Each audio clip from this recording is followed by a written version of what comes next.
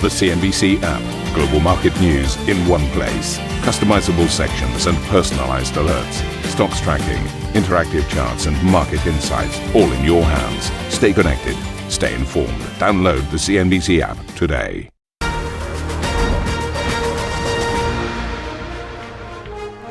Welcome to Squawk Box Europe. I'm Karen Cho with Juliana Tattelbaum, and these are your headlines. The US and UK could potentially unveil a trade deal as soon as today, with President Trump teasing a major announcement at 3 p.m. London time. The Fed holds rates steady as expected, despite warnings of uncertainty ahead. While here in the UK, the Bank of England is poised to make its second cut of the year. BOE founding MPC member Deanne Julius gave CNBC her outlook for the next few months. I would suspect we'll see a cut this time, and then we'll see it pause. Probably until the August forecast, unless something really serious happens to the economy. But I think the news is not particularly favorable. We'll bring you that rate decision just after noon today. And in earnings, Maersk backs its full-year guidance after first quarter profits beat forecasts. We'll be speaking to the CEO next.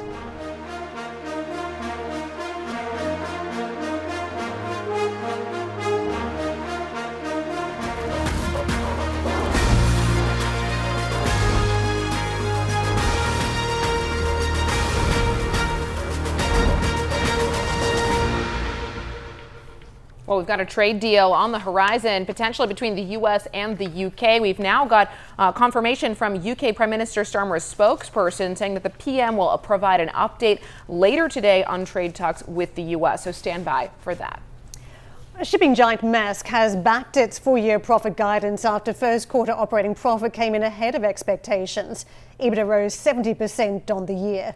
Let's get to Vincent Clerc, who's the CEO of Maersk. Vincent, thank you so much for joining us today. Let me just get into the numbers, because we know that it's been a roller coaster ride on tariffs and on the high sea. We keep hearing reports about some shippings where the ships are being scaled down, not as large as they were previously. Some of the freight forwarding out of Hong Kong upended too from the tariffs on China. Just explain to us what you're seeing and just how volatile recent weeks have been for you. Yeah, thank you. I think what you want to see is that the first part of the year, so the first quarter, actually was a continuation of the very strong demand and a very robust economy we had throughout last year. And so on that strong demand, we were able to generate this really solid results. These results were also the fruit of strong preparation for what would come ahead that we knew was going to be bumpy. And indeed, following April 2nd announcement, things got a bit more bumpy. The key thing for us is that as it is today, this is mostly a China-U.S. issue yet, and has not yet contaminated any of the other trade lanes, either from other origins and destinations with the U.S. or China, or even for what the rest of the world trades together. So we continue, for what represents 95% of our business, to see actually strong volumes and unchanged demand. On the other side, it was the size and the rapid escalation of tariffs between China and the U.S. has led to a sharp correction in terms of volumes on that part of the trade. Volumes have dropped between 30 and 40% between the beginning of April and the end of the month. And unless we find a solution there, the current level of tariff is simply prohibitive on both sides for it to really show some recovery. So a quite targeted impact so far, a measured impact also that has yet to contaminate things, a lot of volatility ahead, but something that we were prepared for, and that is reflected in the fact that we can, despite this increased uncertainty, maintain our guidance for the rest of the year. Vincent, in that light, a brave man putting out forecasts in this environment, maintaining that forecast. But I can see where there has been some revision is in the global container market volume. That growth now revised to -1% to 4%. So still a fairly wide range here versus the 4% seen previously. So really baking in some downside. But if there is a solution, we know there are talks in Geneva on the weekend between the US and China. If things were to magically clear up and we were to revert to a lower tariff, would that change the forecast you're giving us today on this volume number?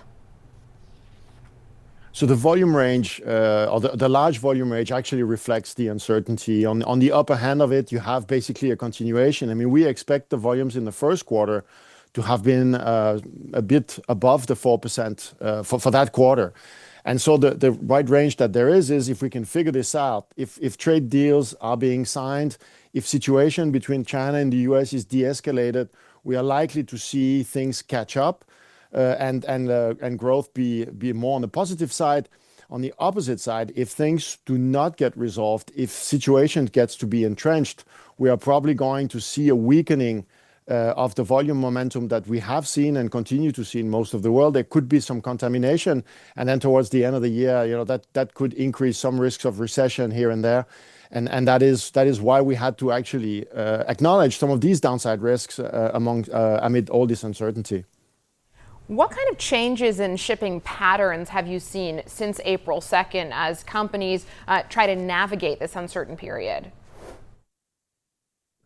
Yeah, so as I mentioned, the big thing has been the instant pause that companies have taken on their supply chain between China and the US. A lot of simply wait and see if this is going to be resolved, because at the current level of more than 100% tariff, either way, the commodities and the goods that are moving are simply prohibitive for people to import. So what needs to be imported it trickles into the respective economies, but a lot of wait and see, a lot of hope that this is temporary and that the situation will abate, and a lot also of right now of depletion of inventory currently either in China or in the US while you wait and see. A lot of research for where there could be alternative sourcing going forward if that situation was to get entrenched, which is not easy for every commodity. And we are assisting these customers making sense of the tariff rules and the changes in tariff rules that happen almost daily, these exceptions and these special deals and so on. And also to look at what type of sourcing opportunities they might have in order to safeguard their supply chain from some of these turbulence. There's a lot of debate and concern that we could see a dumping of various goods and commodities as a result of these tariffs from the likes of China. Are you seeing a rerouting at this stage of any products? And if so, where are you seeing this excess inventory being deposited? So I think it's too early to say. It is certainly something that we're monitoring closely. What we're seeing so far is that demand in all corridors, but China-US is pretty much continuing in line with what it was during last year and the first quarter. So continued solid growth around those 4%. It would take a bit of time for Chinese merchants to actually find new customers in other markets and ship some of those goods. It would take time also for them to find, trade deals on prices and quantities and so on, and then for it to actually move. But clearly, all that capacity in the US, in China, if one of those key markets gets closed and gets closed durably, that will create a strong incentive for Chinese manufacturers to find other outlays for that capacity and for these products that they had in their planning. Not something that we have seen yet, but something that we should monitor. Vincent, let me ask you about the energy price, because the only thing that Liberation Day seemed to do was liberate the oil price to the downside, took some of the shackles off and that support base. Has that provided somewhat of a tailwind, somewhat of a help to the overall cost base? Yes, obviously, fuel is and will continue for quite a while to be one of the big cost inputs that we're having, and certainly seeing oil price come down for us is going to provide some relief in our cost base. We have other cost items that have some inflationary pressure here and there, so that is greatly helping actually for us to continue to be tough on cost control, roll back this inflationary pressure wherever they are, and have that relief on the oil price. How much this is going to sustain itself would very much depend in our expectations on what happens with the trade. Because in some ways, a lot of this decrease in oil prices reflect maybe lower expectations on GDP growth for the rest of the year. If the situation resolves itself and we're moving more towards the upside from a GDP perspective, we might see oil price return back to where they were just a few months ago. And just help us up with what we know now about the not the outright cancellation of ships sailing, but a downsizing in the size of ships. At what point would you change that and actually just cancel some of these sailings outright? And what is that doing to freight rates?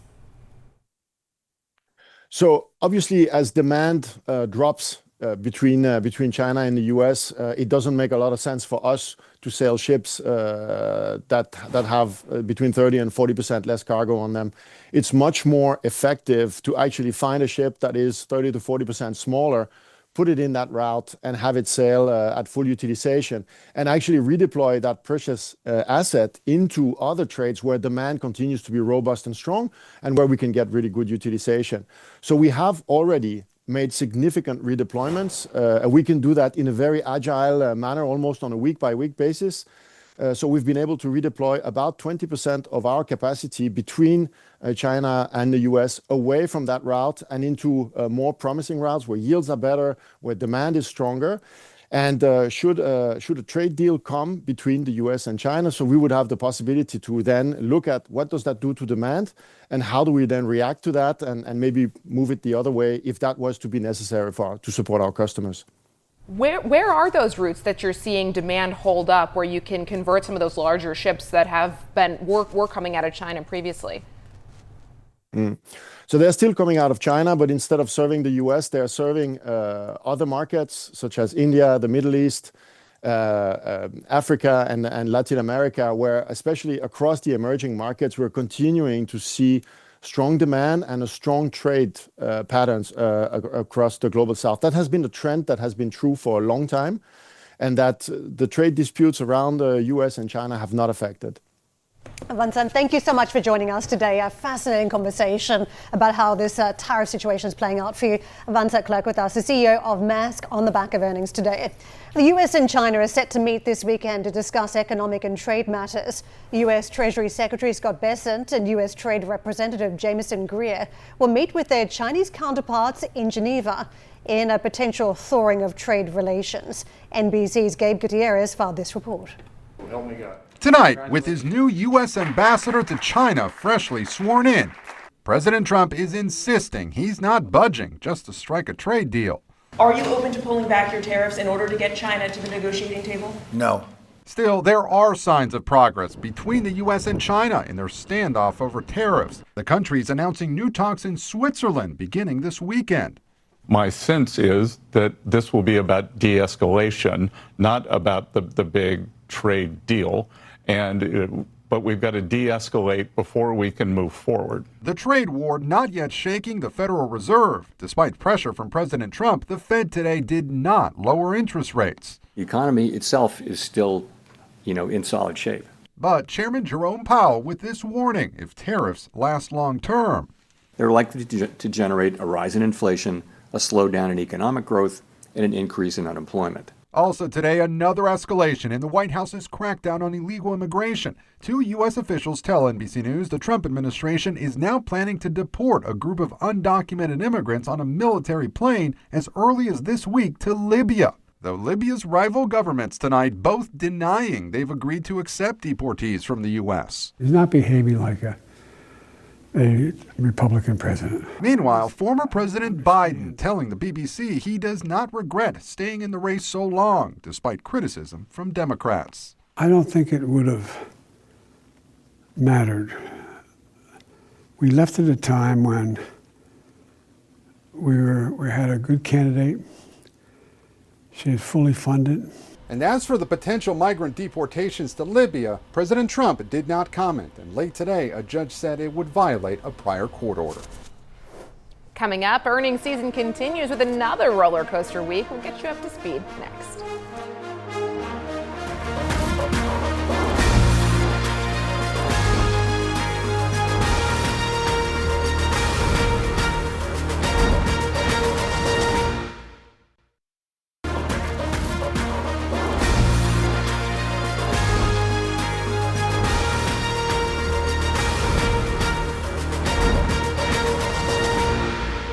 Welcome back to Squawk Box Europe. Well, the main event of the day yesterday, that Fed meeting, saw the Fed keep its key interest rate on hold for the third meeting in a row, warning that uncertainty about the economic outlook has increased further. The central bank held rates between 4.25 and 4.5%, where it has been since December. CNBC's Steve Leisman filed this report.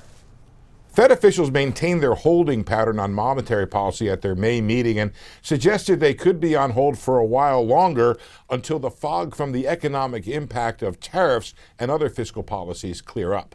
The Fed said in its statement that the risk of both higher inflation and higher unemployment had risen even while the economy continues right now to expand at a solid pace.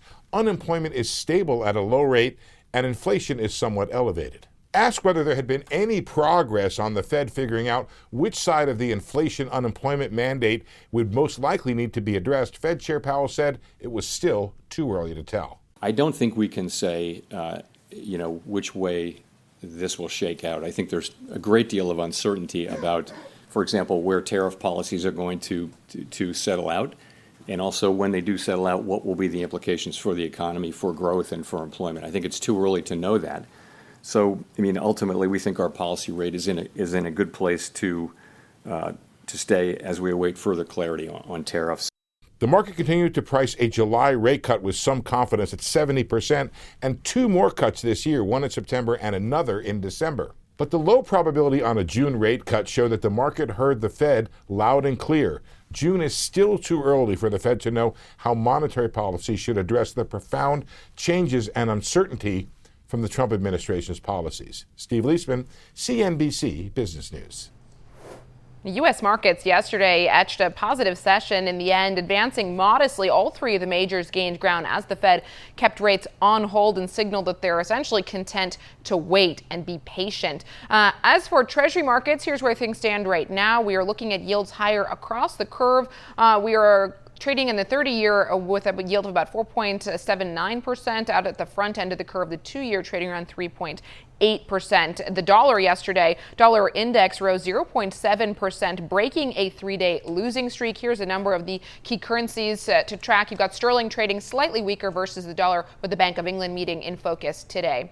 Asian markets, let's get a sense of how the Asian indices have fared overnight. We've got modest gains across the board as well, so similar to the end of the U.S. session yesterday. The Shanghai Composite up about 0.3% as we brace, of course, for that all-important meeting taking place in Geneva this weekend. Let's switch focus to Nintendo, and I think the gamers will get that reference. Nintendo has produced its full-year operating profit that almost halved in the year to the end of March, with the video game maker flagging weaker sales of both hardware and software. The company's Switch 2 console is set to be released in June, with Nintendo targeting 15 million sales in the financial year. Let's get to Arjun for more. Arjun, I was looking at some data the other day from the App Store revenue, and these were some internal figures, and they were showing us that Monopoly Go was a heavy lifter, Royal Match, which I'm sure those who've been on Apple constantly see served up to them, Candy Crush.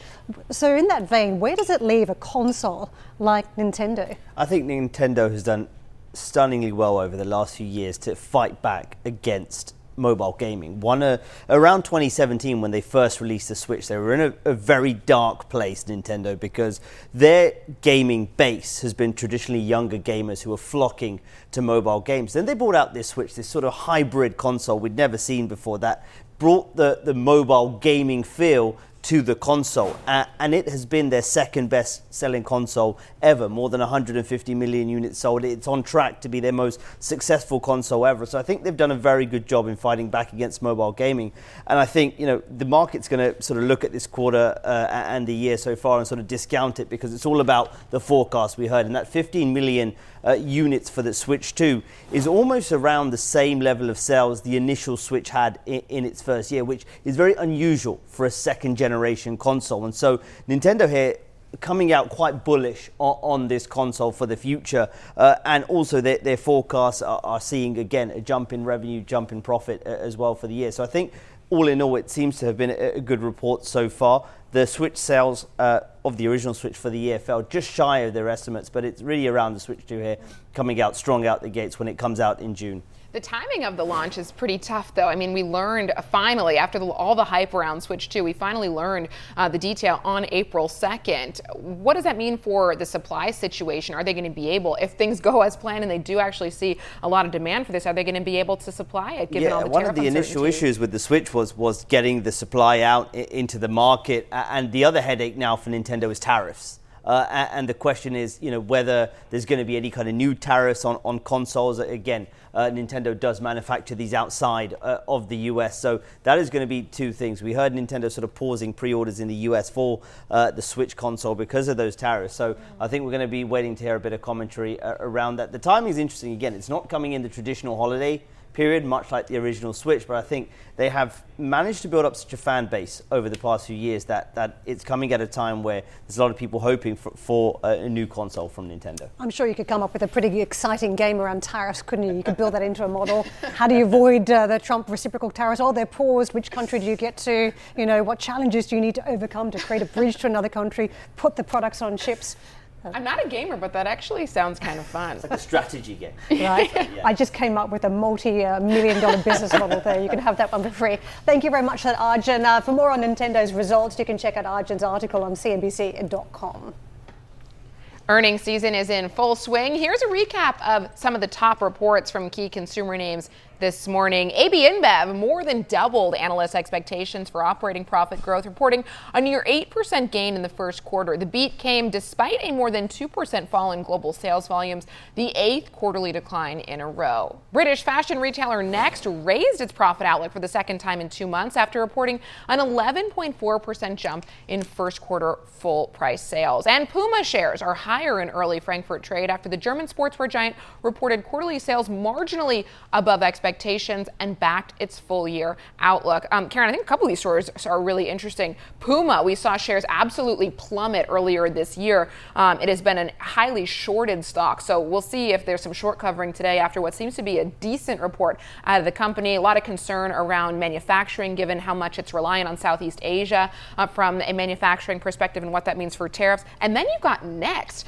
which has just gone from strength to strength. We can pull up the chart, hopefully, on Next share price to see how extraordinary a run it has been for this British retailer. We've got Bank of England today. Consumer sentiment surveys have been incredibly downbeat, but it's a really strong report from Next. An 11.4% bounce in full-year price sales. I mean, that is fairly extraordinary, double-digit bounce there. But I think it was Mother Nature, not President Trump, that weighed in this time. And it was extraordinary weather that we've had very early on for the season. Even over the weekend, we're looking at 23 degrees in the UK. And I think people are now buying summer attire. The question is whether that is also distorted for a different reason brought forward, and whether the next quarter will be suffering as a result of those forward purchases.